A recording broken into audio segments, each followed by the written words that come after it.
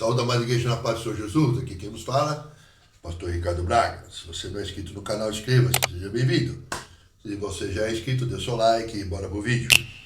Gênesis capítulo 1. No princípio, Deus criou os céus e a terra. A terra era vazia e sem forma. Havia trevas sobre a face do abismo. E o Espírito de Deus se movia sobre a face das águas. Disse Deus: haja luz e houve. E viu Deus que era boa a luz, e fez Deus separação entre luz e trevas. Deus chamou luz de dia e trevas de noite, e foi a tarde e a manhã do primeiro dia. E disse Deus: haja uma expansão no meio das águas, e haja separação entre águas e águas. E fez Deus a expansão, e fez Deus separação entre águas que estavam debaixo da expansão das águas que estavam sob a expansão. E assim foi. E chamou Deus a expansão dos céus, e foi a tarde e a manhã do segundo dia. E disse Deus: ajuntem-se as águas embaixo dos céus, num lugar, e apareça a porção seca. E assim foi. E chamou Deus a porção seca de terra. E ao ajuntamento das águas chamou mares. E viu Deus que era bom. E disse Deus: produza erva verde, e erva que dê semente, árvore frutífera que dê fruto, segundo a sua espécie, cuja semente nela sobre a terra. E assim foi. E a terra produziu erva dando semente, conforme a sua espécie, árvore frutífera árvore frutífera cuja semente está nela, conforme a sua espécie. Viu Deus que era bom. E foi a tarde e a manhã do terceiro dia.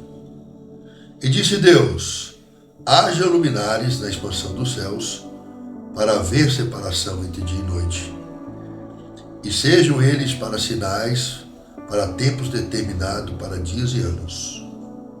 E sejam para luminares na expansão dos céus, para iluminar na terra. E assim foi. E fez Deus os dois grandes luminares, luminar maior para governar o dia, luminar menor para governar a noite.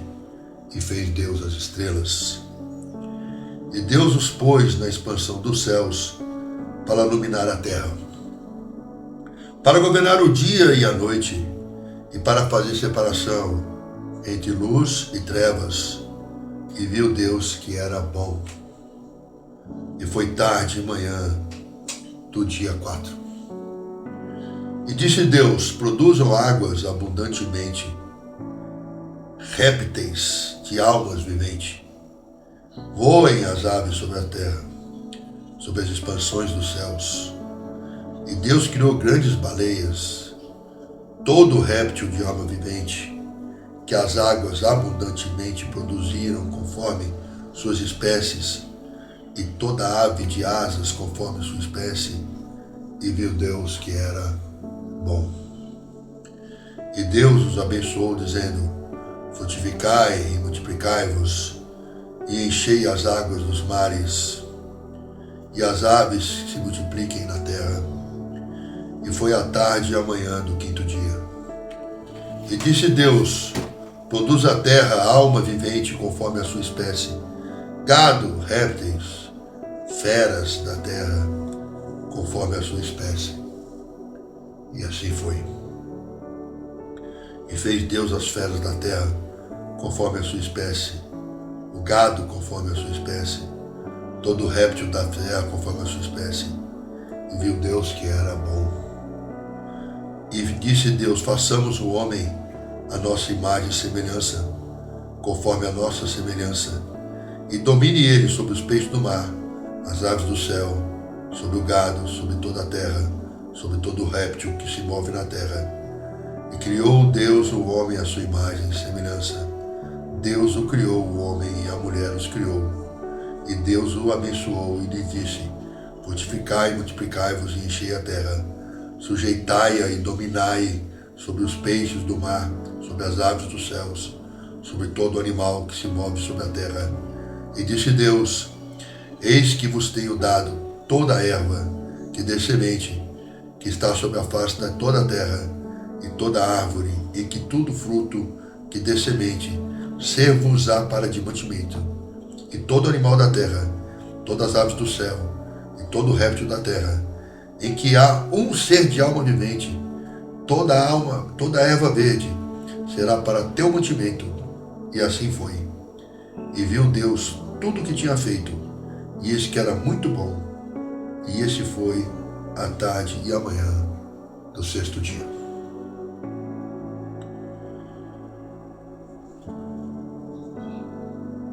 O universo tem 50 quintilhões de galáxias que o homem pode contar.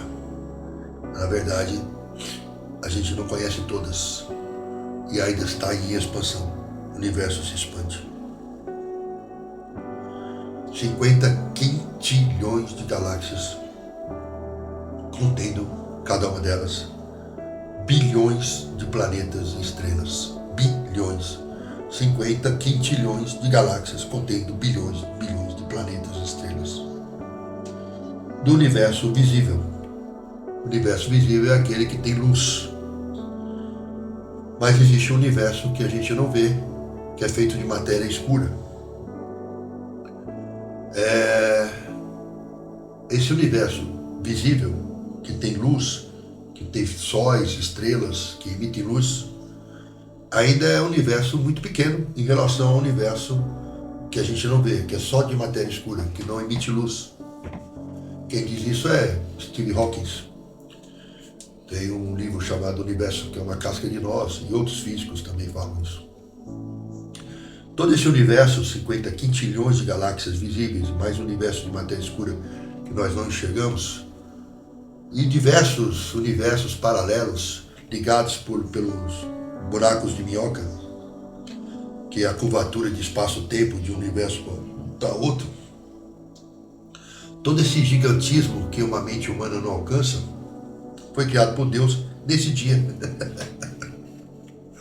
Quando a gente lê a Bíblia, é uma coisa impressionante. Num único dia, tudo isso foi criado. E a Bíblia fala que todo esse gigantismo cabe na palma da mão de Deus. Uma palma de mão. Que tamanho tem a mão de Deus? Por isso que a gente diz que Deus não existe. Porque tudo isso que eu estou falando, que a física admite, passou a existir.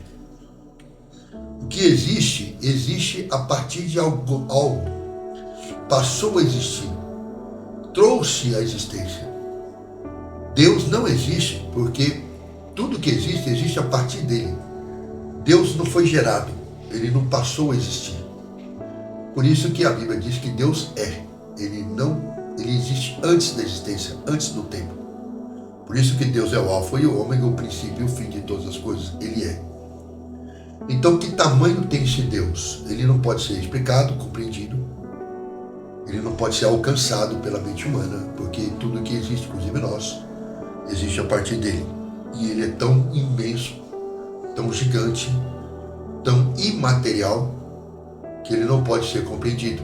Então, quando nós começamos a estudar Gênesis, e a primeira frase do Gênesis é: no princípio ele criou os céus e a terra.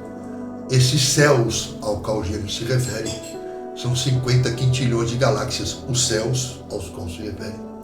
50 quintilhões de galáxias visíveis, fora todo o universo escuro invisível, fora tudo que eu acabei de falar, num único dia. Então, não existe do nada, nada se fez. Existe um Deus que tudo criou.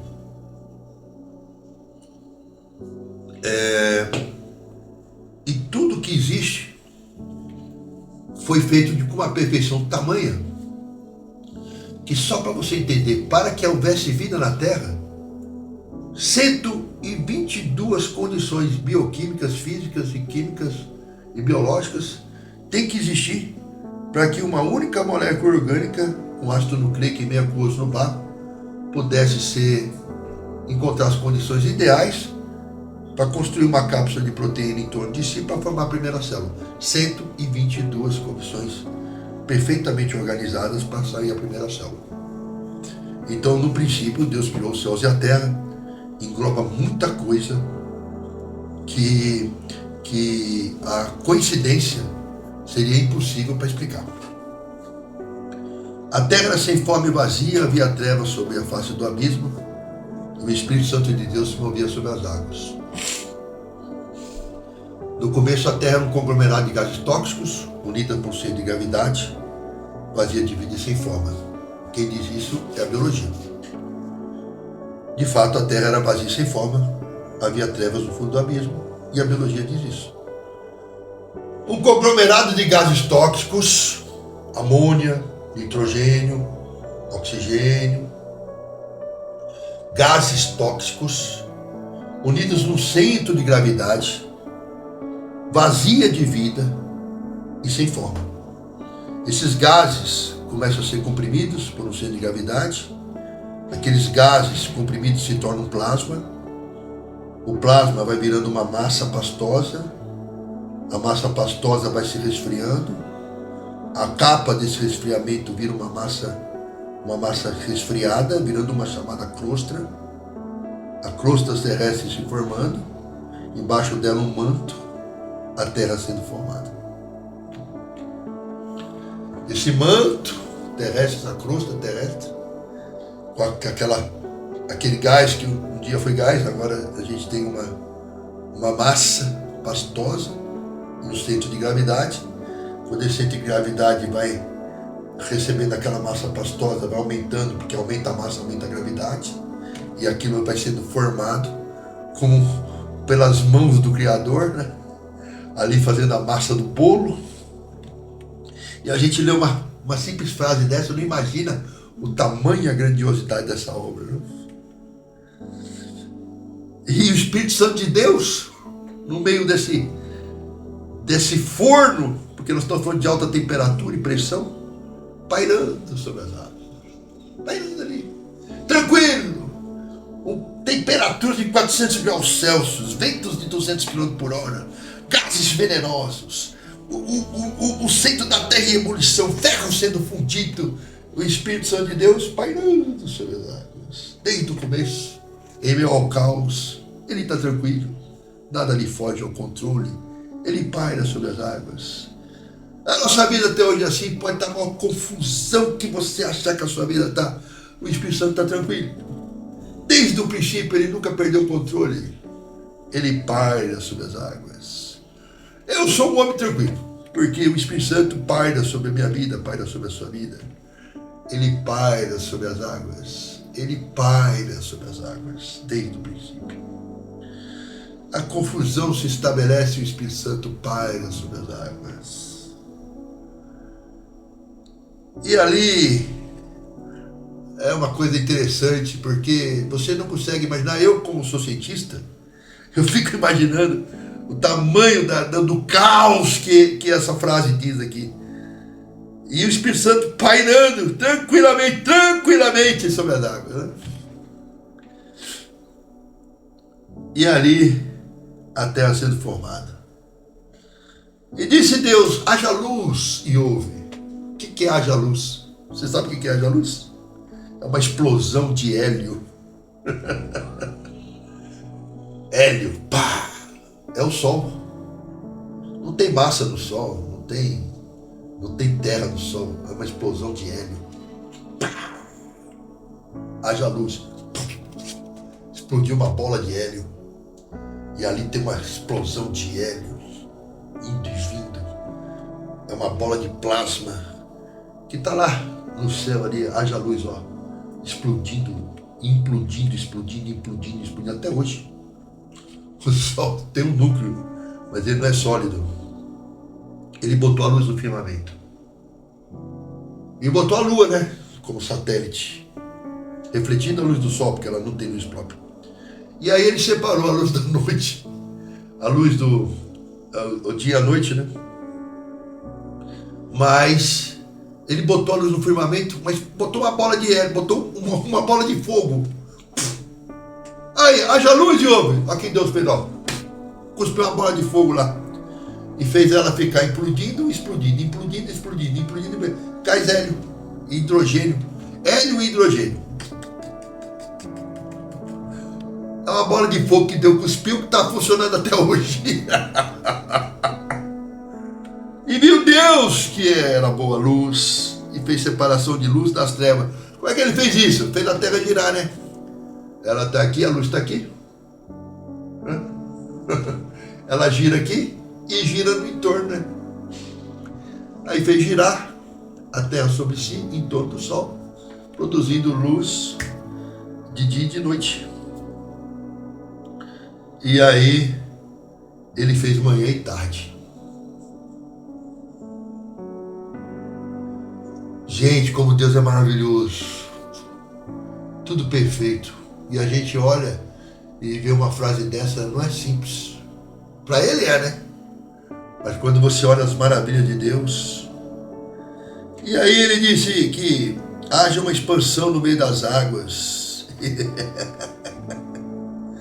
E Deus criou águas. Como é que ele criou água? Ele misturou 2 gases, hidrogênio com oxigênio, e formou água. A água é H2O. Como é que ele fez isso? Sob pressão. Hidrogênio e oxigênio sob pressão, debaixo da onde? Da crosta terrestre. Quando aquela massa pastosa esfriou, formou-se a crosta, oxigênio e hidrogênio se juntaram sob pressão e a água saiu do solo na forma de vapor,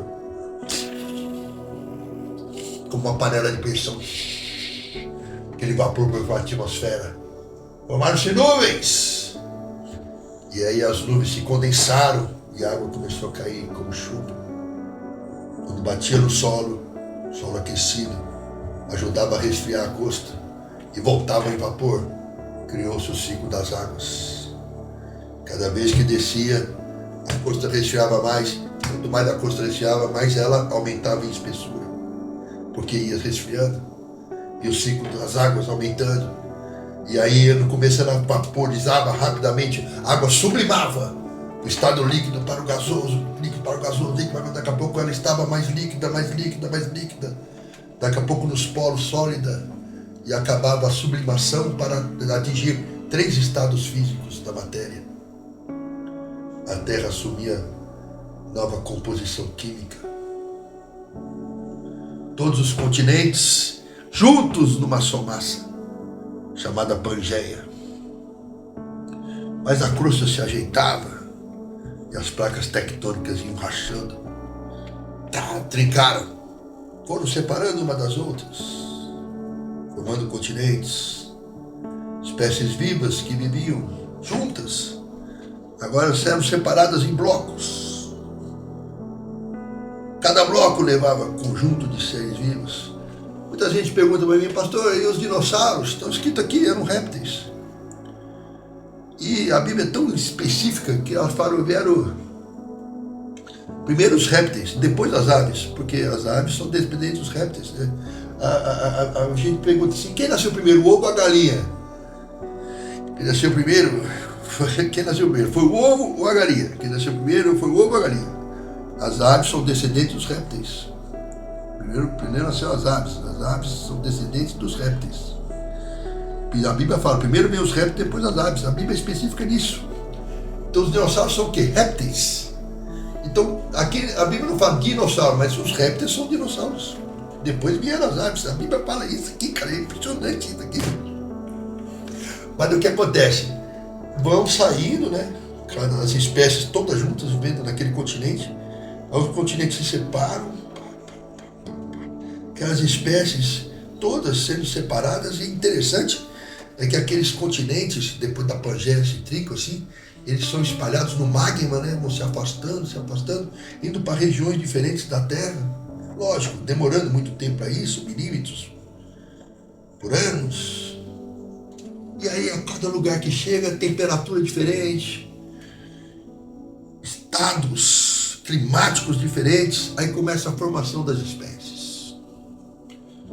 Imagina que aqui tem um grupo de animais que estão passando na linha do Equador.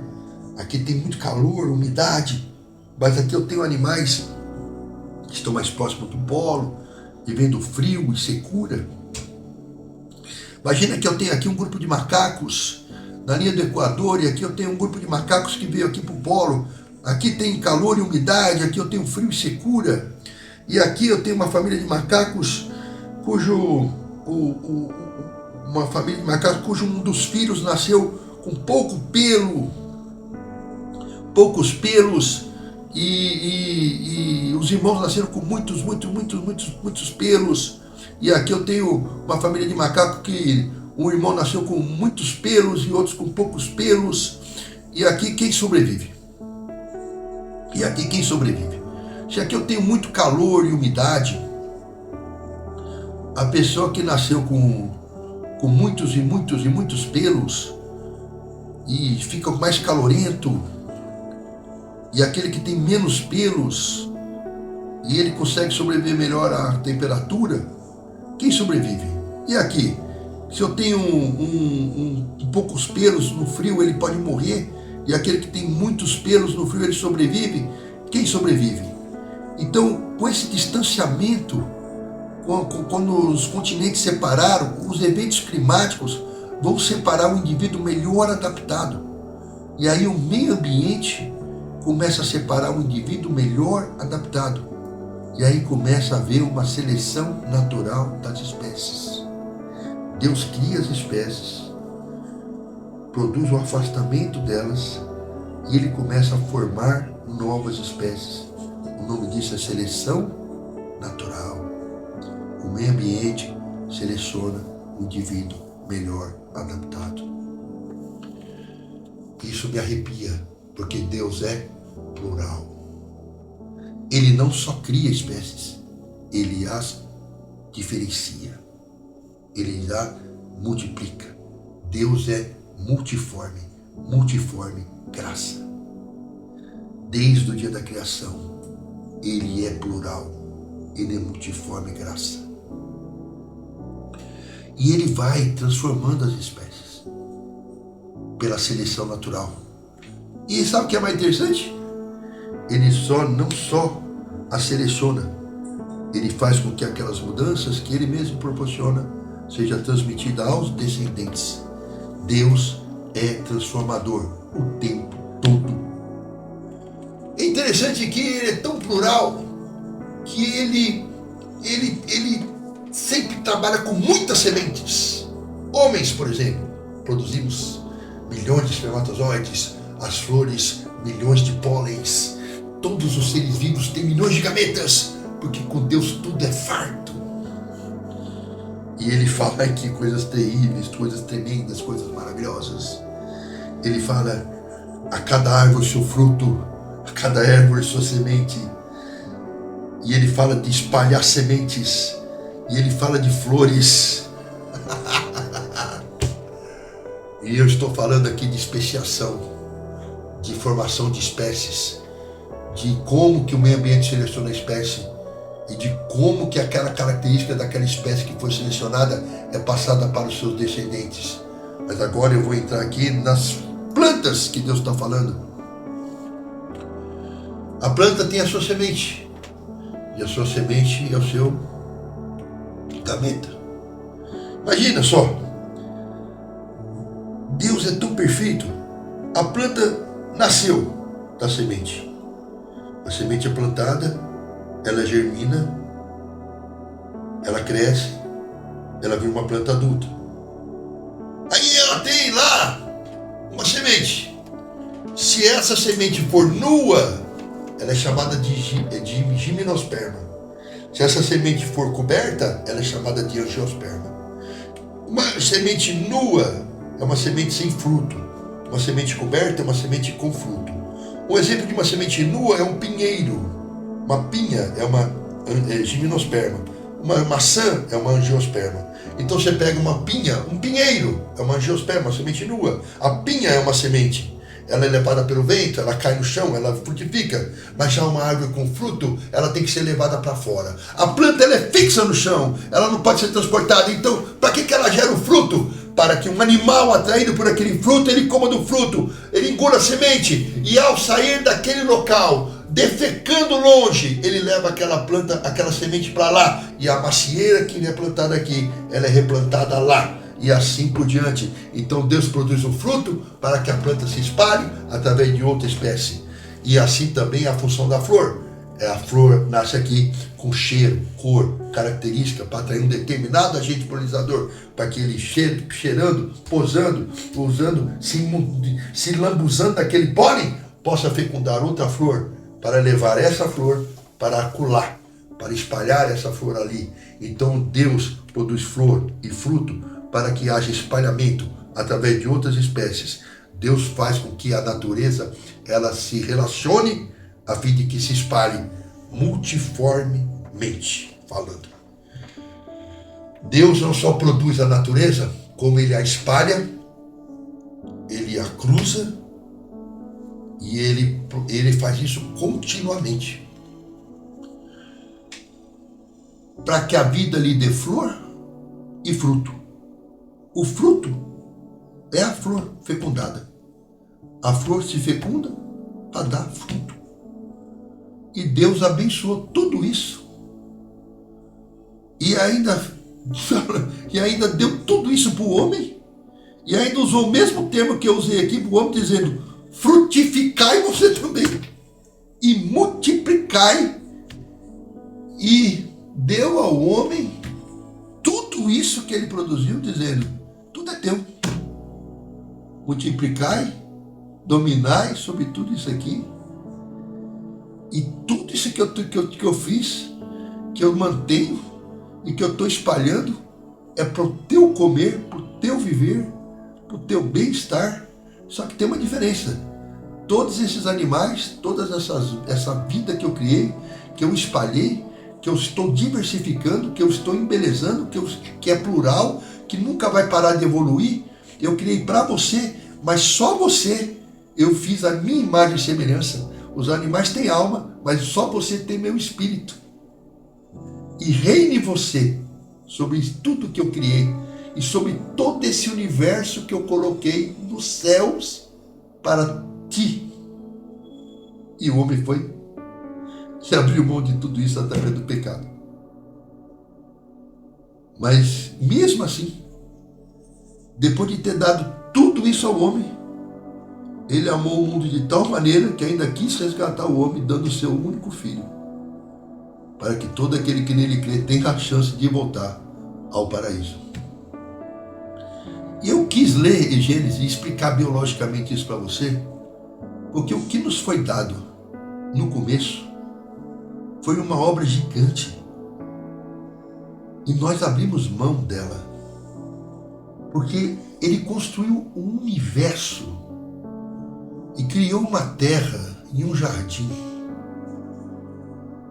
E só a nós ele deu o governo.